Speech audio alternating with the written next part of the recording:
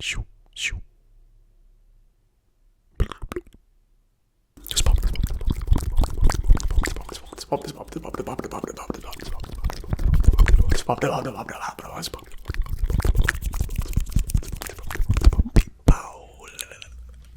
What's poppin', people? It's Fish Whippers. Back on the microphone. And I have watched quite a few movies over the last 2 months. I figured that I'd talk about them. So we all love movies, right? We all love movies. Over the summertime, I have more free evenings than I do during the school year. So I love to fill it with a good old movie. And so if you guys are expecting this video to be like a really in-depth movie, like critical movie review, that is not at all what this is going to be. It's mainly just going to be me trying to remember what the movie's about, what I liked about the movie. I'm going to give it a star rating out of 5 stars, and I'm going to tell you if you should add it to your watch list or not. So, if that sounds appealing, then keep watching. If it doesn't, and you're like, this is just some idiot talking about the movies that he watched on Netflix, don't watch this. I'll just save you your time. I'm an idiot. Because I am an idiot. Alright.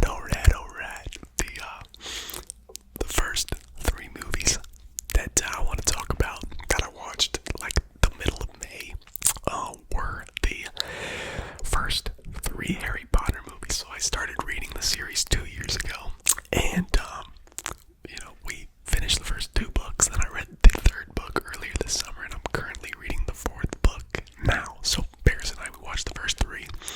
And I have to say, guys, that I love them. I love those movies. They really bring Hogwarts to life. And in the books and in the movies, Hogwarts just seems like the absolute coolest place on Earth. The absolute coolest place that a kid, not just a kid, could go to, but an adult as well. But I don't think that all of the movies are created equal. I gave the first movie, Harry Potter and the Philosopher's Stone, 4 stars. 4 stars, 4 stars. Absolutely recommend watching that movie. I found that the actual plot, the actual story of them is very silly, and I don't care at all about the Philosopher's Stone. It's all about world building and the feeling, the vibe, and Hogwarts create the world, and it does that perfectly. Now the second movie, Harry Potter and the Chamber of Secrets, not so good because you've already been introduced to a lot of Hogwarts. The story becomes a little bit more important, and I don't think that the story is compelling whatsoever. I also think that Moaning Myrtle is seriously the worst character of any movie or any book of all time. Now, I know that she was intended to be annoying, like that is her character, Moaning Myrtle. She is annoying and she annoys everybody, but she's so annoying to the point that the movie's less enjoyable than it could be. And I think it's just a silly plot. Anyway, it's not too bad. 2.5 stars. I recommend watching it if you're watching through the whole Harry Potter series. If you're watching it as a standalone movie, you can just skip that one. And as for the 3rd movie, Harry Potter and the Prisoner of Azkaban, phenomenal. Now I think this is the first movie, book that really appeals to an older young adult crowd, because the first 2 are very clearly written for children. But this one, it's a little bit darker, and I appreciate that. And so my favorite character in these books is Ron. I think Ron is absolutely hilarious, but Ron ends up hurting his leg maybe 2/3 through the movie. But which I did miss Ron, but it's kind of funny because I feel like Hermione takes over that Ron role where she has all these really funny outbursts throughout the movie that fills that Ron role. So I give Prisoner of Azkaban a 4 out of 5 stars. Anyway, first 3 movies, really fun. I think they'd be really fun fall movies. There's something about witches and magic and the Halloween type of stuff going on in these movies that would go really well with a nice warm apple cider and some yellow leaves. So maybe we'll love it. Makes me feel like a kid again. Gives me nostalgia. Those movies oddly give me nostalgia, even though I never grew up reading them or watching them. And I don't know if it's just that early 2000s cinematic style or whatever it is, but it just gives me a really, really good nostalgic feeling. Okay. Another movie that I watched in late May that came out in 2014 was American Sniper. So we were getting ready for 4th of July, Independence Day, USA. And so American Sniper is about a American Navy SEAL sniper who like continues to go back to Afghanistan because he wants to protect his boys, his fellow military mates. I don't know why I called him that. But it's really a beautiful film. And so what ends up happening is he becomes this amazing sniper, saves many people, takes out a lot of evil. And then when he comes back home, he can't separate war and his personal life. He's like, he can't come back home because there's people dying over there. And then he has so much PTSD when he comes back to America that he's never really present with the people around him. It's really a devastating story, tragic story, really tugged at the heartstrings. So I definitely recommend you watching that movie if you get a chance. The American Sniper rating 4 stars out of 5. Now in June, I watched a movie called Godzilla -1, and I had heard a little bit about this movie. It is a Japanese Godzilla film, and I love Godzilla films. Usually Godzilla films are just like an hour and a half of Godzilla romping around, killing things, destroying buildings. It's freaking awesome. Love it. But there's usually not much of a story to it. And in this one, there is a story, and it really combines two of my favorite things: World War II, Japan, and Godzilla. And because I think World War II, Japan is fascinating. I think Japanese history is amazing. But it really combines both those so beautifully. It tells a really great story. And even if you don't love Godzilla, like, you could still enjoy this film. So that one's on Netflix. I gave it 3.5 stars. Absolutely recommend. And then in early June, Paris and I watched the first 2 movies of the Pirates of the Caribbean series. The Pirates of the Caribbean series is my absolute favorite of all time. I think that Captain Jack Sparrow is the greatest character of all time. I love Captain Jack Sparrow. They're so funny. They're so fun.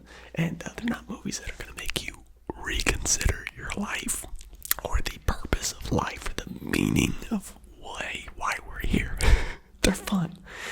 And so, though a movie critic may not consider these movies perfect, in my heart, they are perfect. They are my favorite movies. I love pirates. Love them. Love pirate films. 5 stars. Both of them. The Black Pearl and Dead Man's Chest. 5 stars. Both of them. I do think that Dead Man's Chest is the best movie in the entire series. In my opinion, it goes 2, 3 at World's End, 1, and then 5 and 4. But 5 and 4 don't really count, in my opinion. They're just kind of like extra bonus movies. But the first 3 are incredible. So if you haven't watched those, totally do it. They're a lot of fun. You won't regret it. This next movie is one of the movies that I really wanted to show Paris. It's called Idiocracy. I think it was made in like 2005, 2006, somewhere around there. But the concept of the movie is really, really interesting. So the military wants to find the most average man in the world, and they want to freeze him. And I don't really remember what they intended or why they wanted to do that. But basically this military branch, they get shut down and they freeze the most average man and woman in the world. And they don't wake up until 500 years later. And so 500 years later, they are the smartest people in the world because technology has gotten so good that the people don't really need to know anything. They're ill-educated. And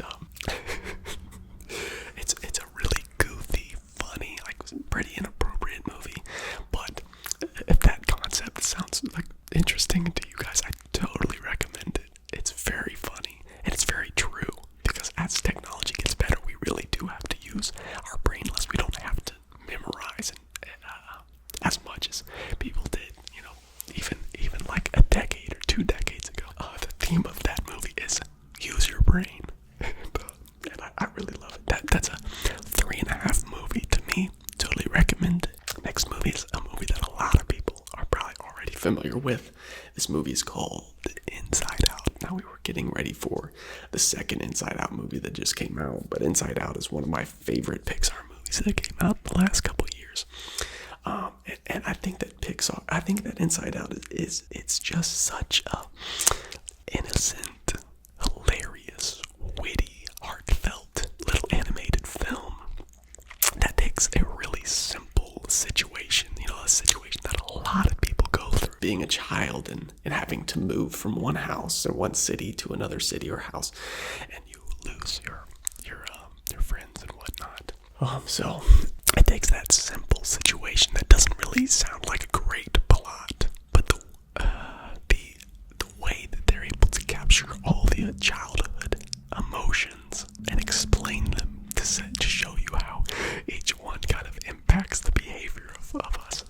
It's really a really sweet, amazing movie. That is a 5-star movie in my opinion, because I did tear up there at the end, but it's really just a phenomenal, perfect movie. This next one was called Glass Onion. Onion. I've been told it's not onion. It's onion. There is no G in onion. But I say onion. I don't know why I say onion. I think my parents say onion. But it's part of the Knives Out movie series. And it was filmed during primetime COVID. Now I hate when COVID is in films. I say we just leave it in the past. Let's forget about it. But I'll give this one a little pass because it was filmed during primetime COVID. But I love these movies. I think they're fun. They're super duper witty, and overall they're just like a good watch. And they're probably my favorite whodunit movies that I've seen. I haven't seen too many whodunit movies. It's not really a very popular movie genre made in the modern times. But Knives Out series, I think they do a really good job. That is a 3.5-star movie in my opinion. I do recommend it. Next movie that I watched, that me and Paris watched, was called Peanut Butter Falcon. The Peanut Butter Falcon. And I've actually seen this movie already.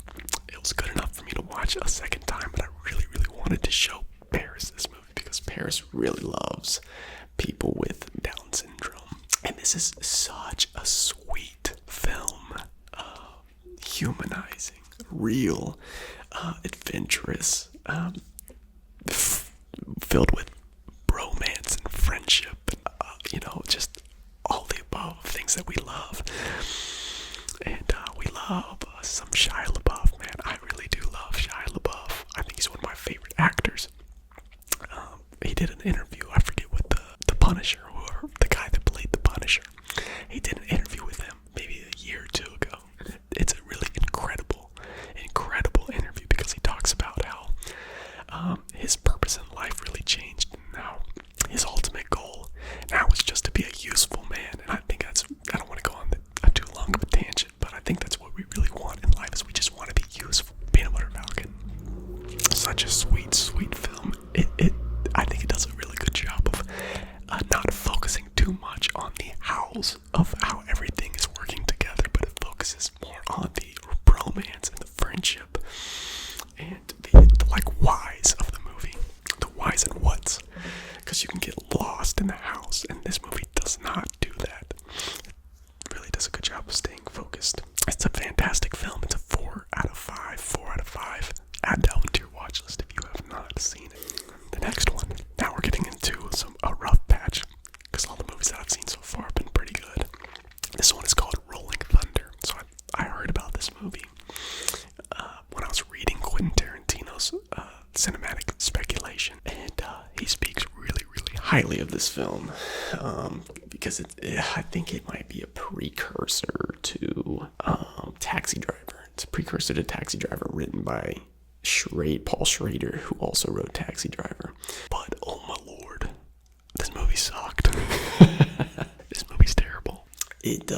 I called it Taxi No Driver because it's not an introspective look at a outcast. It doesn't really feel like that. You don't really get much. A lot of the movie is just this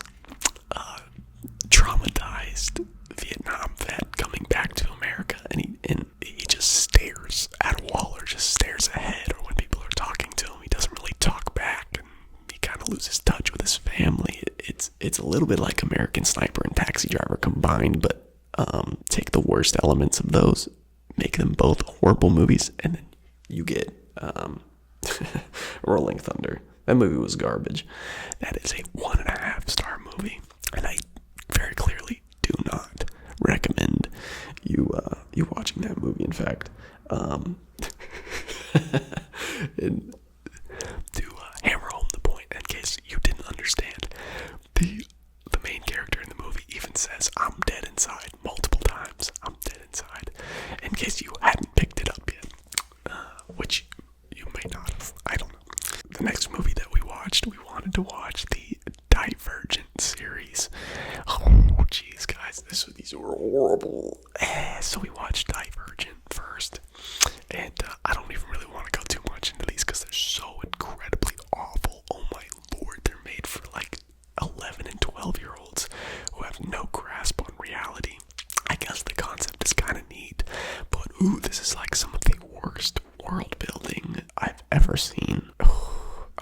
Let's just stop there. It's a 2-star. Divergent is a 2-star movie. Do not recommend. Then we watched Insurgent, and that movie was even worse. That is a 1-star movie. Do not watch that. Save your time. Anyway, and then we watched Inside Out 2. We went to the movie theater while Paris' mom watched Penelope, and oh my goodness, these are just such good movies.